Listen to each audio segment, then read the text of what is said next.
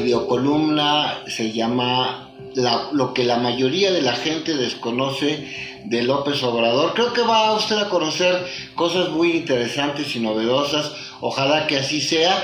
Y por supuesto, como siempre, queremos hacer de ese trabajo un asunto interactivo. Nos importa demasiado el que usted nos ponga sus comentarios, sean a favor o en contra, esté usted de acuerdo o no con nosotros. Bueno, este es un pretexto, esta es una forma de motivar la participación ciudadana, porque la democracia, creemos nosotros, no se trata nada más de ir un día cada 3 años a votar. La democracia se logra cuando todos participamos.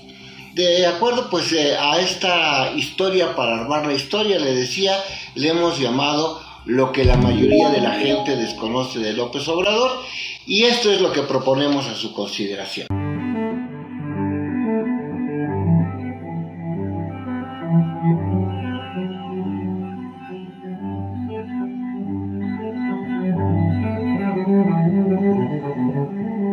Al iniciar la segunda mitad del sexenio, se está elevando la polémica en torno a la gestión de los presidentes de la República en México. Pero esta vez será mucho peor, ante un grupo de partidos políticos huérfanos de ideas y proyectos de Estado, carente de personajes que hayan destacado por su trabajo ciudadano como para convertirse en dignos candidatos de oposición. Con honrosas excepciones, la mayoría de los suspirantes está compuesta de chapulines que han brincado no solo de partidos, sino de la Cámara de Senadores, a la Cámara de Diputados, a la de Senadores, a la de Diputados, y así indefinidamente, 20, 30 años viviendo de la política. Y pues ¿cómo es que viven de ello? Pues con sumisión, haciendo lo que les diga el líder de la bancada, pero muy pocos proponiendo ideas valientes y que reflejen las peticiones de la sociedad. Hasta ahora, Andrés Manuel López Obrador queda a deber mucho, sobre todo en materia de derechos humanos. Así nos lo ha dicho el público que nos hace el favor de seguirnos, no es una idea nuestra, y así textual, ha quedado a deber mucho. Y es que es indispensable, inaplazable una reforma al Poder Judicial mexicano. Este es uno de los más corruptos e ineficaces del planeta. Aún así, el presidente cuenta con un enorme capital político, una aprobación mayoritaria, e incluso algunos que lo admiran al borde del fanatismo y no le cuestionan absolutamente nada. Por su parte, y hay que reconocerlo, el tabasqueño terminó en los hechos con esa cantaleta que había durado más de 100 años, de que para repartir dinero primero hay que acumularlo. Obvio, para los enfermos acumuladores del poder y del dinero nunca es suficiente. Esto provocó que la brecha social se fuera ensanchando durante décadas, y esto a su vez provocó el crecimiento del resentimiento social y del delito. Además está el hecho de que durante las décadas previas, e incluso en el sexenio de AMLO, el negocio del crimen en México es precisamente administrado por quienes están en la nómina del gobierno, principalmente los gobiernos estatales, señaladamente policías, jueces, magistrados, directores de periódicos, ahora de páginas de internet. No hay que olvidar a expresidentes y grandes empresarios aparentemente respetables, a los que se les dio la concesión para alimentar a los presos o administrar prisiones federales. Ellos le cobran al gobierno por lo menos 1,300 pesos diarios por cada prisionero. Pero les dan de desayunar literalmente un atole aguado, y hasta nos decía uno de nuestros entrevistados, 25 frijoles contados. Con 1,300 pesos diarios, pues ya se imagina, cualquiera que esté en libertad bien puede desayunar en Sanborns. Y le digo esto, no, ya me han criticado porque a veces hablo bien de Carlos Slim, pero no lo hago porque haya recibido algún dinero, ni mucho menos. Lo que pasa es que Carlos Slim tiene una fundación con la cual paga las fianzas de los presos indígenas acusados de delitos no graves. Bueno, Yo quisiera establecer que incluso dentro de los grandes empresarios hay enormes diferencias. Carlos Slim, por ejemplo, pues tiene este tipo de fundaciones, de museos, le retribuye a la sociedad. Nada que ver con el propietario de TV Azteca, por ejemplo, que hace enormes negocios incluso con las cárceles, pero que es un violador de los derechos laborales más elementales. Si usted se contrata en una tienda Electra o en Televisión Azteca aquí en la Ciudad de México, en el Ajusco, lo contratan en una empresa de Piedras Negras, Coahuila o de Nuevo León, de manera que si a usted lo corren y quiere defender sus derechos laborales, se encuentre pues con muchos problemas. Con el asunto de los precios en las prisiones. Con 30,000 pesos mensuales que cada preso le cuesta a la administración de López Obrador, los empresarios carceleros también podrían hacer convenios con universidades privadas o darles incluso un seguro de gastos médicos para los hospitales de Olegario Vázquez Aldir, que además de ser el propietario del noticiero y de la opinión editorial de Ciro Gómez Leiva, también lo es de algún reclusorio federal. Y una cosa es cierta: ¿en qué se parecen los hospitales Ángeles a las cárceles del país? Pues que una receta, un medicamento que se puede obtener sin receta, como puede ser un paracetamol, cuesta lo mismo en la cárcel que en los hospitales más caros del país. Pero bueno, vamos al tema, ya no disgreguemos tanto, que es el que da título a este trabajo, lo que la mayoría de la gente no conoce de López Obrador. Andrés Manuel López Obrador, vamos a hacer un poco de historia, se hospedó mientras estudiaba en la Universidad Nacional Autónoma de México en la Casa del Estudiante Tabasqueño, fundada por el poeta Carlos Pellicer. Esto le permitió expresarle la preocupación por la miseria en que vivían los indígenas chontales. El autor de Discurso para las Flores, Carlos Pellicer, lo invitó a trabajar a finales de la década de los 70. Obrador encabezó el Centro Coordinador Indigenista Chontal y en 1977 lo nombraron director del Instituto Nacional Indigenista. Para tratar de contribuir con un poco de cultura y demostrar que Carlos Pellicer no era un periodista cualquiera, queremos aquí presentarle un fragmento de una de sus obras, que es Discurso para las Flores. Entre todas las flores, señoras y señores, es el lirio morado la que más me alucina. Andando una mañana solo por Palestina, algo de mi conciencia con morados colores tomó forma de flor y careció de espinas. El aire con un pétalo tocaba las colinas que inaugura la piedra de los alrededores. Ser flor es ser un poco de colores con brisa. Sueño de cada flor la mañana revisa, con los dedos mojados y los pómulos duros, de ponerse en la cara la humedad de tus muros. El reino vegetal es un país lejano, aun cuando nosotros creámoslo a la mano. Difícil es llegar a las esbeltas latitudes, mejor que Doña Brújula, los jóvenes laúdes. Las palabras con ritmo, camino del poema, se adhieren a la intacta sospecha de una yema. Algo en mi sangre viaja con voz de clorofila.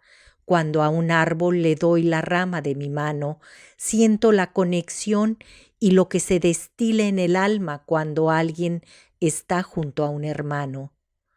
Hace poco, en Tabasco, la gran ceiba de Atasta me entregó 5 rumbos de su existencia.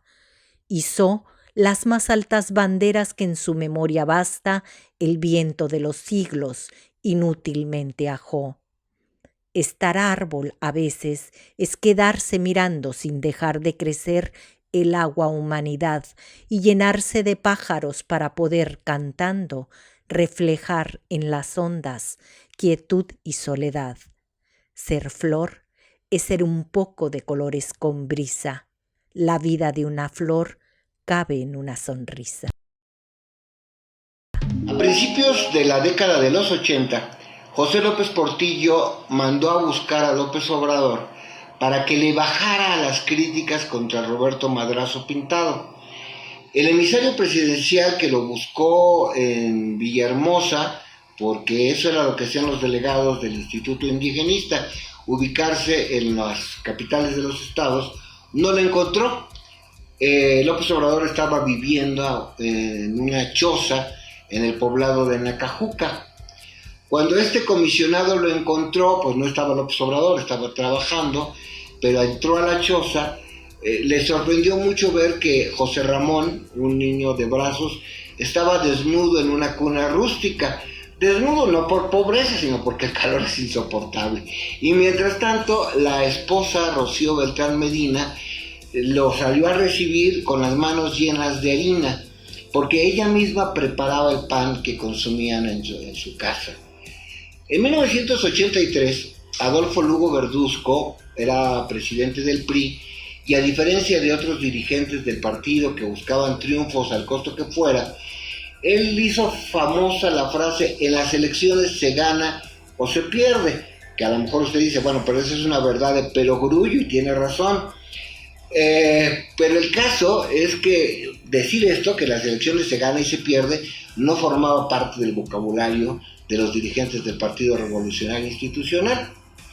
A principios de ese año, López Obrador fue nombrado presidente del partido en Tabasco, pero cuando empezó a pedir que se transparentaran los presupuestos de las alcaldías, sus compañeros de partido lo acusaron de impulsar ideas socialistas y no cumplió ni el año en el cargo. Lo obligaron a renunciar los propios priistas porque no estaba en los parámetros de ética de sus compañeros. En 1984, la economista de origen judío y egresada de la UNAM, Clara Husselman, presidía el Instituto Nacional del Consumidor. Anunció que necesitaba una persona completamente honesta para trabajar con ella como director de promoción social, y entonces le recomendaron a Andrés Manuel. Este aceptó, llegó de Tabasco con su esposa y su hijo pequeño a rentar un departamento muy modesto en Copilco, junto a Ciudad Universitaria. Cabe mencionar que cuando no vivió en la casa del estudiante tabasqueño, Andrés Manuel López Obrador vivía en un cuarto de azotea junto con otros estudiantes en Ciudad Universitaria. Ya después, cuando estaba casado y recibía visitas y para la grilla política o para cualquier cosa, cuentan algunas personas, nos lo confiaron así, que en la casa de Andrés Manuel no había ni siquiera una mesita para que pudiera ofrecerles café. Auténticamente era la austeridad republicana que tanto pregona. Andrés Manuel y su esposa Rocío vivían con lo mínimo indispensable. Mientras él preparaba su tesis para titularse en la Facultad de Ciencias Políticas, ocurrió el movimiento del Consejo Estudiantil Universitario, el CEU. Quizá por ello, o por su relación con Clara Husselman, conoció a Claudia Sheinbaum.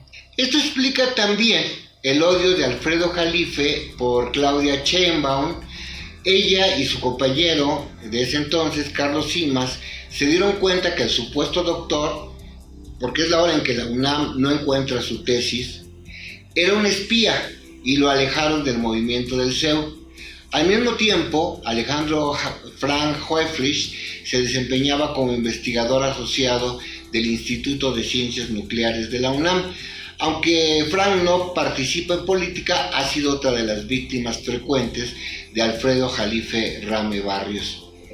Vamos a hablarle, como esta es la bitácora histórica, del neochayoterismo, y hay algunas otras bitácoras suplementarias en esta colaboración. Al chayo se le conoce así porque es una metáfora de la forma en que recibían dinero los reporteros o sus jefes de información en sexenios pasados. Es espinoso al tocarlo, pero una vez salido de la cáscara se convierte en un fruto dulce.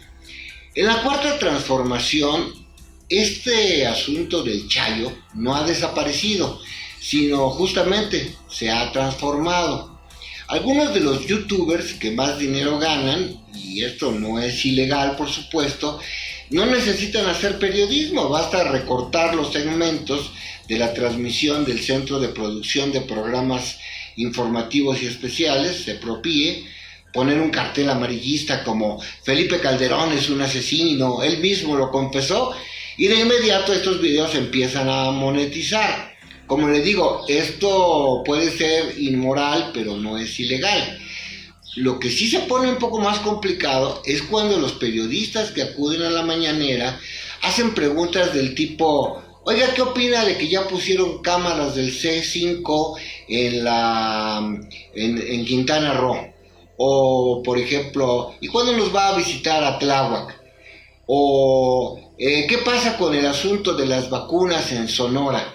Bueno, estas preguntas no son, muchas veces ni merecen la atención presidencial, pero son pagadas por los gobernadores, por los alcaldes, por los presidentes municipales, que ponen banners publicitarios en estos canales de YouTube que no ve nadie.